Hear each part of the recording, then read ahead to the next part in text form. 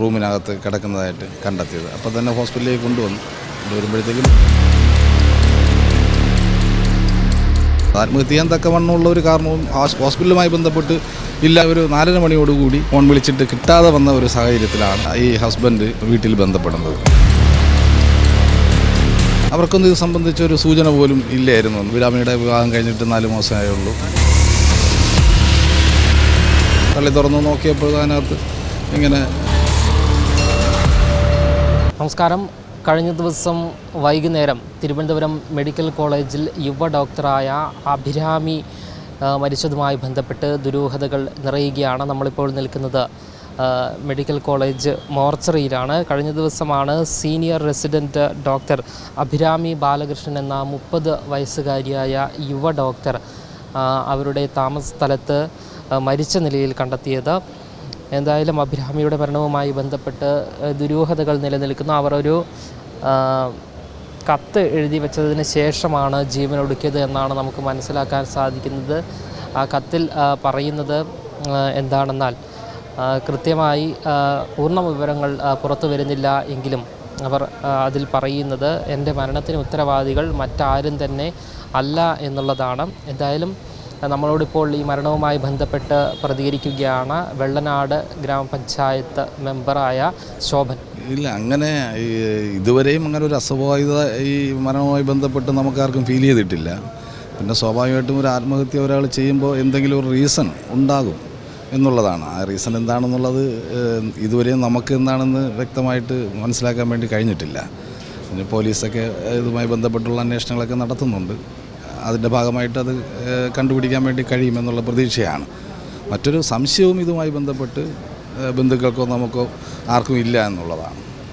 അഭിരാമി ഒരു ലെറ്റർ എഴുതി എന്ന് പറയുന്നത് അതിലെന്താണെന്ന് വ്യക്തമായിട്ട് ഇന്നലെ പോലീസുമായി ബന്ധപ്പെട്ടപ്പോൾ ഒരു ലെറ്റർ ഉണ്ടായിരുന്നു എന്ന് പറഞ്ഞു. അതിൽ ഈ മരണത്തിൽ മറ്റാർക്കും ഉത്തരവാദിത്വം ഇല്ല എന്നുള്ളതാണ് അതിൻ്റെ കണ്ടൻറ്റ് എന്നുള്ളത്. വേറൊന്നും എഴുതി മറ്റൊന്നും ഇല്ല എന്നാണ് പോലീസ് പറഞ്ഞത്. എന്തെങ്കിലും പ്രശ്നമുള്ളതായി അഭിരാമിക്ക് അറിയാം? ഇല്ല, അങ്ങനെ അതാണ് നമുക്ക് ഇപ്പോൾ അഭിരാമിയുടെ വിവാഹം കഴിഞ്ഞിട്ട് 4 മാസമേ ഉള്ളൂ. ഭർത്താവ് ഡോക്ടറാണ്. നല്ല നിലയിലുള്ള കുടുംബ ബന്ധമാണ് എന്നാണ് നമ്മുടെ വിശ്വാസം. അപ്പോൾ ഭർത്താവും അഭിരാമിയും എല്ലാം ഇവിടെ അഭിരാമിയുടെ വീട്ടിൽ വരാറുണ്ട്. എന്നിട്ട് ഒരുമിച്ചാണ് ഭർത്താവിൻ്റെ വീട് കൊല്ലത്തേക്ക് പോകുന്നത്. അപ്പോൾ അതിലൊന്നും ഒരു പ്രത്യേകിച്ചൊരു കാരണവും ഇതുമായി ബന്ധപ്പെട്ട് നമുക്ക് പറയാൻ വേണ്ടി കഴിയില്ല. സന്തോഷമായിട്ട് ജീവിക്കുന്നവരാണെന്നുള്ളത് തന്നെയാണ് നമ്മുടെ വിശ്വാസം. PG കഴിഞ്ഞ് ഇവിടെ വർക്ക് ചെയ്യുമായിരുന്നു. ഇപ്പോൾ ഈ മരണ ദിവസവും രാവിലെ ഡ്യൂട്ടി ഉണ്ടായിരുന്നു, തലേ ദിവസവും ഡ്യൂട്ടി ഉണ്ടായിരുന്നു. അവിടെ തൊട്ടടുത്തൊരു വീട്ടിലാണ് സ്റ്റേ ചെയ്യുന്നത്. അപ്പോൾ വൈകുന്നേരത്തോടു കൂടിയാണ് നമ്മൾ ഈ വാർത്ത അറിയുന്നത് തന്നെ. പിന്നെ ഈ ഫ്രണ്ട്സുമായിട്ട് ബന്ധപ്പെട്ട എന്തെങ്കിലും ഫ്രണ്ട്സുമായിട്ട് ബന്ധപ്പെട്ടിരുന്നു നിങ്ങൾ കണ്ടിരുന്നു? അങ്ങനെ ഫ്രണ്ട്സും കൂടെയുള്ള ഡോക്ടർമാരും ഒറ്റയ്ക്ക് നമ്മൾ കണ്ടായിരുന്നു. അവർക്കൊന്നും ഇത് സംബന്ധിച്ച ഒരു സൂചന പോലും ഇല്ലായിരുന്നു എന്നുള്ളതാണ് അവർ പറയുന്നത്. പിന്നെ ഇവിടെ അങ്ങനെ പ്രത്യേകിച്ച് വേറൊരു കാരണവും ഇല്ല എന്നാണ് ഡോക്ടർമാർ പറയുന്നത്. ആത്മഹത്യ ചെയ്യാൻ തക്കവണ്ണമുള്ള ഒരു കാരണവും ഹോസ്പിറ്റലുമായി ബന്ധപ്പെട്ട് ഇല്ല എന്നുള്ളതാണ് ഡോക്ടർമാർ പറയുന്നത്. എന്തായാലും എന്തെങ്കിലും റീസൺ ഉണ്ടാവും തീർച്ചയായിട്ടും. ആ റീസണാണ് കണ്ടെത്തേണ്ടത് എന്നുള്ളതാണ്. മരിക്കുന്നതിന് മണിക്കൂറുകൾക്ക് മുൻപോ ദിവസങ്ങൾക്ക് മുൻപോ എപ്പോഴെങ്കിലും അഭിരാമി വീട്ടിലേക്ക് അച്ഛനെയോ അമ്മയോ ഭർത്താവിനെയൊക്കെ വിളിച്ചതായുള്ള അറിവ്? ഈ മരിക്കുന്ന ദിവസം ഏതാണ്ട് 3 മണിക്ക് അച്ഛൻ വിളിച്ചിരുന്നു അഭിരാമിയെ.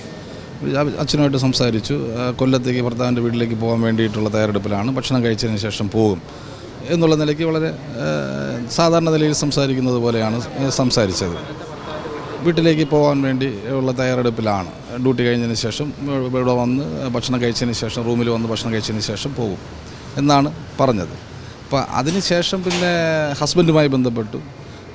ഹസ്ബൻഡ് വരുന്നതിനെ സംബന്ധിച്ച് അഭിരാമിയായിട്ട് സംസാരിച്ചിരുന്നു. അത് മെസ്സേജൊക്കെ അയച്ചിരുന്നു. അത് കഴിഞ്ഞതിന് ശേഷം പിന്നെ ഒരു 4:30 മണിയോടുകൂടി ഫോൺ വിളിച്ചിട്ട് കിട്ടാതെ വന്ന ഒരു സാഹചര്യത്തിലാണ് ഈ ഹസ്ബൻഡ് വീട്ടിൽ ബന്ധപ്പെടുന്നത്. അഭിരാമിയുടെ വീട്ടിൽ അമ്മയായിട്ട് ബന്ധപ്പെടുന്നത്. അപ്പോൾ അവർ വിളിച്ചപ്പോഴും കിട്ടിയില്ല, ഫോണിൽ എടുത്തില്ല.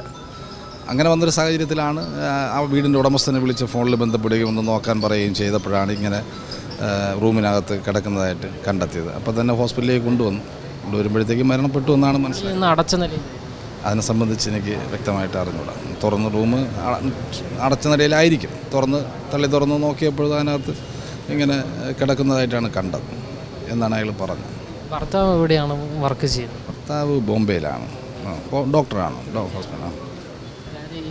അഭിരാമി മരിക്കുന്ന ദിവസം ഭർത്താവ് പിന്നെ ഇവിടെ നാട്ടിലുണ്ട്? ഉണ്ടായിരുന്നു, കൊല്ലത്ത് വീട്ടിലുണ്ടായിരുന്നു. സാധാരണ നിലയിൽ അങ്ങനെ ഇടയ്ക്ക് വരാറുണ്ട്, മാസത്തിലൊരിക്കലൊക്കെ വരാറുണ്ട്. അപ്പോൾ ഇപ്പോൾ തുടച്ചിട്ട് 2 ദിവസം അവധിയൊക്കെ ഉള്ളത് കൊണ്ട് അങ്ങനെ വന്നതാണ്. പിന്നെ പുള്ളിയുടെ അമ്മയ്ക്കും കണ്ണിന് സുഖമില്ല, അങ്ങനെ ഓപ്പറേഷനൊക്കെ കഴിഞ്ഞ് അതുമായി ബന്ധപ്പെട്ടുള്ള ട്രീറ്റ്മെൻറ്റൊക്കെ ഉണ്ടായിരുന്നു. അതുമായി ബന്ധപ്പെട്ടാണ് വന്നത്. അപ്പോൾ അതിലൊന്നും നമ്മളെ സംബന്ധിച്ച് അങ്ങനെയൊന്നും ഒരു സംശയമോ അസ്വാഭാവികമോ ആർക്കും ബന്ധുക്കൾക്കോ ആർക്കും ഇല്ല എന്നുള്ളതാണ്. ബാക്കിയൊക്കെ ഈ സ്വാഭാവികമായി ഒരു റീസൺ ഉണ്ടാവും എന്നുള്ള ആ ഒരു നിഗമനത്തിൽ ബാക്കി അന്വേഷണത്തിൻ്റെ അടിസ്ഥാനത്തിൽ അറിയാൻ കഴിയുമെന്നാണ് നമ്മളെ പ്രതീക്ഷ. നാട്ടിലൊക്കെ എങ്ങനെയാണ് അഭിരാമി പഠിക്കാൻ വളരെ മിടുക്കിയായിരുന്നു.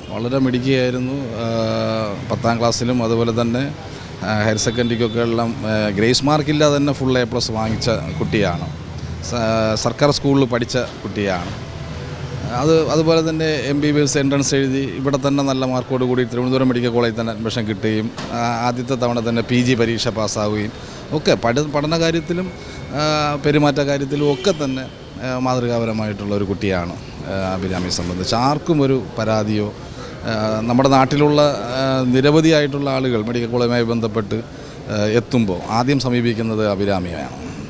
എല്ലാവിധ സഹായങ്ങളും ചെയ്തു കൊടുക്കുന്ന ഒരു വ്യക്തിയാണ്. വലിയ നഷ്ടം തന്നെയാണ് തീർച്ചയായിട്ടും, കുടുംബത്തിനും നമുക്കും വ്യക്തിപരമായും നാട്ടിനുമെല്ലാം വലിയൊരു നഷ്ടമാണ് എന്നുള്ളതാണ്.